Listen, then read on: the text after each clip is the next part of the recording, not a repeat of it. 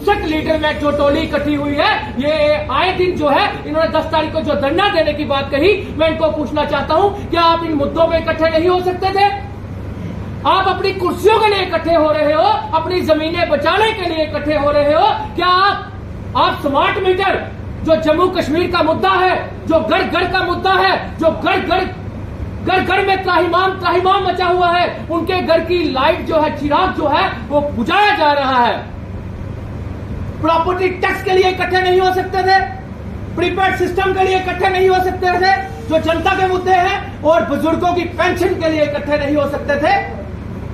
आज आप सब रेडिसन होटल में मीटिंग करते हैं और जम्मू के डोगरों की बात करूं तो जम्मू के डोगरों के नेता ये कहते हैं, जम्मू के डोगरों के नेता की यही आवाज थी कि कश्मीर हमें लूट गया, कश्मीर हमें लूट गया, कश्मीर हमें लूट गया। उस मीटिंग में भी आपने देखा, वहां पे भी जम्मू का डोगरा कोई हिम्मत नहीं कर सका बोलने की, कोई बात तक नहीं कर सका जम्मू के डोगरों की, कोई मुद्दों की बात नहीं कर सका। आज जाके कौन बोला? फारूक अब्दुल्ला साहब बोले, महबूबा मुफ्ती बोली और एक लीडर और बोला, वो भी कश्मीर का लीडर बोला।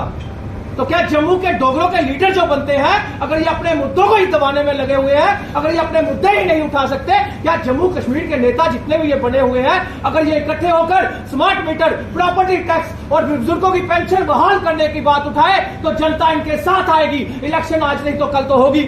जनता भी चाहती है इलेक्शन होगी, जनता भी चाहती है इलेक्शन और हम भी चाहते हैं इलेक्शन हो, लेकिन इलेक्शन के लिए आप इकट्ठे हो रहे हो, अपनी कुर्सियों के लिए इकट्ठे हो रहे हो।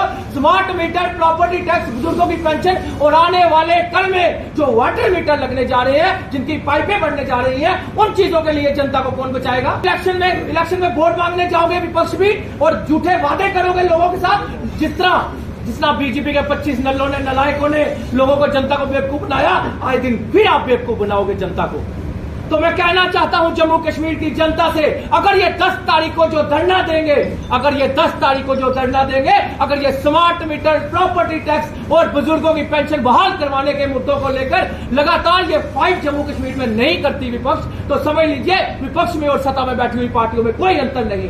और एक कोई पर्सनल प्रॉब्लम की वजह से आप सब जानते हैं कि मैं 6 तारीख को कल अमरण अनशन पे बैठने जा रहा था, लेकिन कुछ फैमिली प्रॉब्लम होने के नाते मुझे 4 दिन जो है वो पोस्टपोन करना पड़ रहा है। 10 तारीख इनके धरने के बाद हम एक दिन डिसाइड कर लेंगे और मैं आपसे वादा करता हूं मैं अमरण अनशन पे बैठूंगा और जल भी नहीं पीऊंगा। कोई ये नहीं होगी कि हंगर स्ट्राइक होगी, मैं पानी पी लूंगा, जूस पी लूंगा, ऐसा कुछ नहीं होगा। पानी भी नहीं पीऊंगा, अन्न भी त्याग दूंगा और मेरा वादा है आपसे 10 तारीख के बाद एक दिन डिसाइड किया जाएगा। और किसके लिए बैठा जाएगा? जो जनता के घरों के कनेक्शन काटे जा रहे हैं, लाइट के, जनता के घरों की तारे लेकर जा रहे हैं, स्मार्ट मीटर, प्रीपेड सिस्टम में अपनी मर्जी से बिल डाले जा रहे हैं, प्रॉपर्टी टैक्स के ऊपर बैठूंगा, बुजुर्गों की पेंशन बहाल करने के ऊपर बैठूंगा, ये मेरा वादा है। लेकिन उम्मीद करता हूं डरपोकों से, उम्मीद करता हूं डरपोकों की टोलियों से, उम्मीद करता हूं जो डोगरों के ठेकेदार बने हुए हैं, उम्मीद करता हूं जो कश्मीरियों के ठेकेदार बने हुए हैं कि 10 तारीख को जब वो अपना धरना देंगे उसके बाद कंटिन्यू फाइट रखेंगे। स्मार्ट मीटर, प्रॉपर्टी टैक्स, बुजुर्गों की पेंशन और हमारा यूथ, मैं सभी यूथ को कहना चाहता हूं आगे आइए, बढ़ चढ़कर आगे आइए। यही सियासी लीडर है जो हमेशा आते हैं, हमेशा बैठते हैं और हमेशा हम इन्हीं लोगों को वोट डालते हैं और यही हमारे साथ खेल के चले जाते हैं। नए चेहरे आगे आइए, ईमानदार लोग आगे आइए। सियासत में हम सबको आगे आना पड़ेगा, तभी जाकर ऐसे सियासतदानों से छुटकारा होगा और जनता के लिए हमें लड़ना पड़ेगा, हमें खुद लड़ना पड़ेगा। इसलिए बढ़ चढ़कर आगे आइए। जब तक अच्छे लोग सियासत में नहीं आएंगे तो आप मुझे बता दीजिए किस तरह हम वही पुराने सियासतदान, वही पुराने घिसे पिटे ये लोग जो आए दिन हमें पहले भी लूटते आए, अपनी जमीनें घेरी और अपना रोशनी एक्ट में नाम आया, उसको अपने आप को बचाने के लिए ये कहना चाहता हूं, जनता से भी कहना चाहता हूं कि नए चेहरे आगे आए, सियासत में नए लोग आगे आए। पुराने चेहरे जो चले हुए कारतूस हैं, इन पे विश्वास करना छोड़ दीजिए। अगर ये स्मार्ट मीटर, प्रॉपर्टी टैक्स, बुजुर्गों की पेंशन और हमारे यूथ के फ्यूचर की बात नहीं करते, हमारे बच्चों के फ्यूचर की बात नहीं करते, अगर इन्होंने अपनी कुर्सियां बचाने के लिए मीटिंगें करनी है तो हमें इनकी मीटिंगों से कोई लेना देना नहीं।